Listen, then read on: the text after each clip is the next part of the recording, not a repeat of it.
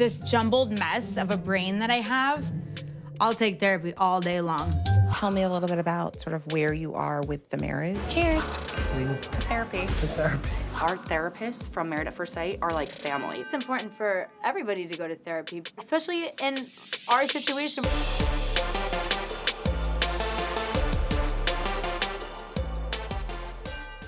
We like to think of ourselves as sort of being above, like somehow, oh, it's TV and I'm not influenced by that. And the reality is that we are human beings. Everything that we watch and consume influences us.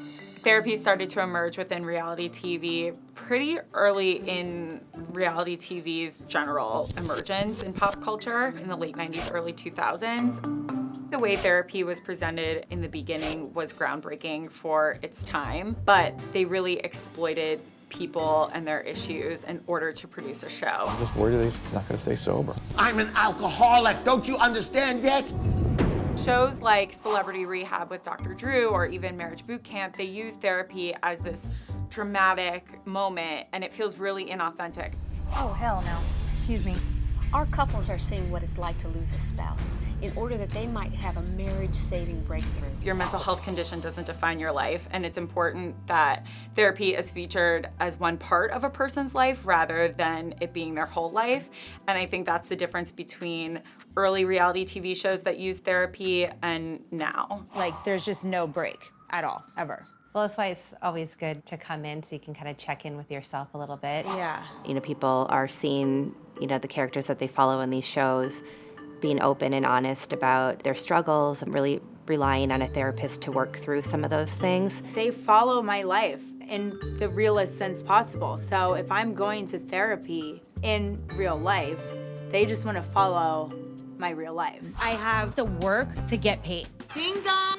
So every weekend of the summer, it's a big party fest. I'm Lindsay Hubbard, and I am on Bravo TV's Summer House. When I'm being filmed at one of my therapy sessions, it's the one time that they let me just talk to my therapist about the things that I need to talk about. I've gotten used to the cameras. It's not hard to forget that they're there. The producers, they make themselves almost invisible. That said, in a typical session, you don't tend to have 8 people, you know, videotaping and you know, watching you. And as far as like how it's actually portrayed, it's pretty accurate. There's nothing I like don't tell my therapist. That's good. You're gonna have to watch yourself a little bit. Okay. The last time I went to Carrie, I was like, I want to get to my trust issues. They kind of reappeared with my last boyfriend. Why are you screaming at me? I'm not screaming, I'm telling you. Stop! Just pay attention to how you feel and to not react in the moment. Right. It's really how do you de-escalate and help them kind of recognize the pattern of what's happening. I would hope if somebody was watching it that they could see that they're not alone with what it is that they're dealing with. Roughly 750 reality shows aired on primetime cable in 2015. That's 83% higher than the number of scripted shows. That's a lot of reality TV. There are a lot of people who are very quick to say that reality TV is just trash TV. And honestly, I used to be one of them. I'm Jamie Otis. I was on the reality TV show Married at First Sight. I was on The Bachelor, and I was also on Bachelorette. I didn't really reject you. I would say so. Last night? I would say so. I was tired. Yeah, that's definitely rejection. You know, the Bachelor world is different. And it really showed me that I had issues with communication and trust for sure in dating. And also like owning my truths. I'm Doug. Oh, Jamie Otis? Yes. Meet Doug Hayner. hi. If I was gonna do this Married at First Sight, I was gonna be very honest about it all, and I really was. Thankfully, the therapist through Married at First Sight, like, we don't get the choice. Like, that's the show. You're gonna have to go and chat with them. It's like it prompts you to like evaluate your own life and to see how you're acting or reacting to certain situations, and then you can either stay the same or you can kind of grow from it and become better. It's almost like grueling to watch yourself back because you will see where you're flawed. You've never said that to me, Doug. Gosh. I love people that they always say, the editing. And it's like, yeah, sure, there's editing, but you know, they don't get that from just like out of the blue. I got involved in doing therapy for reality TV sort of accidentally, actually. Throw this spring chicken into the cougar's den and let the games begin. Ashley and I had met through a mutual friend who later suggested that Ashley call me when she was looking for a therapist. I think it was important to see her going to see a licensed therapist as a woman who was also like a person of color. 1 in 5 adults experience mental illness, but 60% of them do not receive treatment, with minorities receiving treatment at significantly lower rates than white people.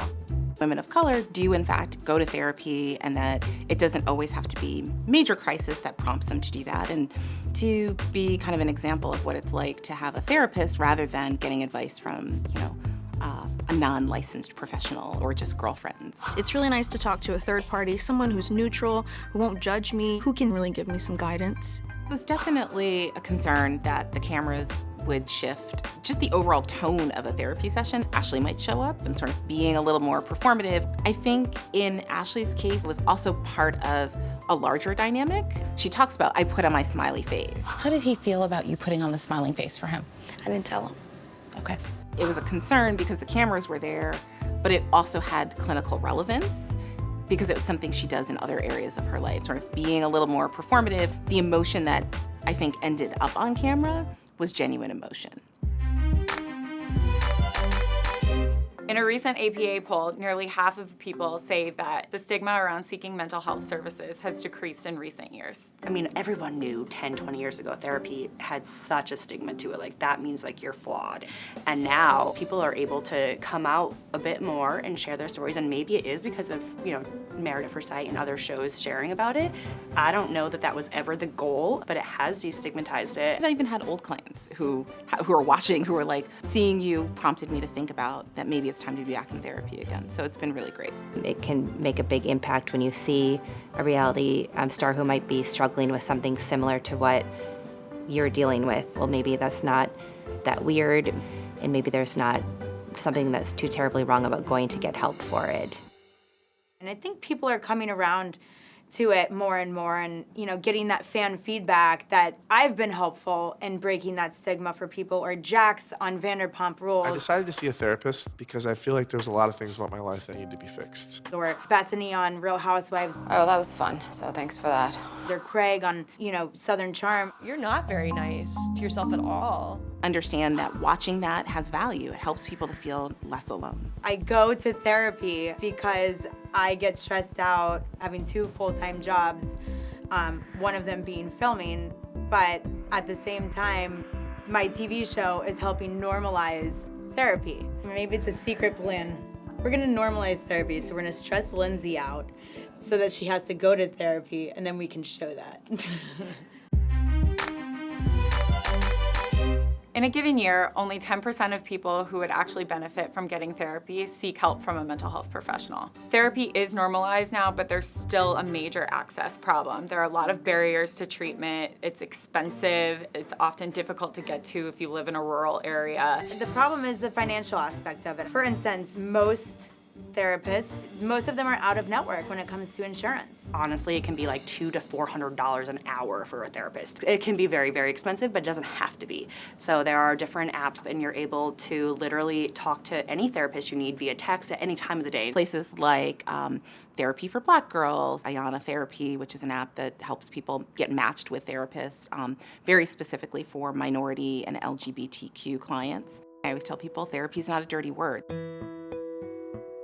When you hide it and you hold it inside, you are so weighted down by it that it really does still affect you. I mean, I sit here and think about it and get teary-eyed, and it's like, man, if I could talk about that more, if you can just spend the time to work through this problem, the weight is off your chest and you're so much happier. My biggest hope for people watching therapy sessions on TV is that it feels less scary. I always hope that people will see it and be like, oh, I could do that. Or, oh, that person is talking about something that I can relate to. Maybe I should try this experience too.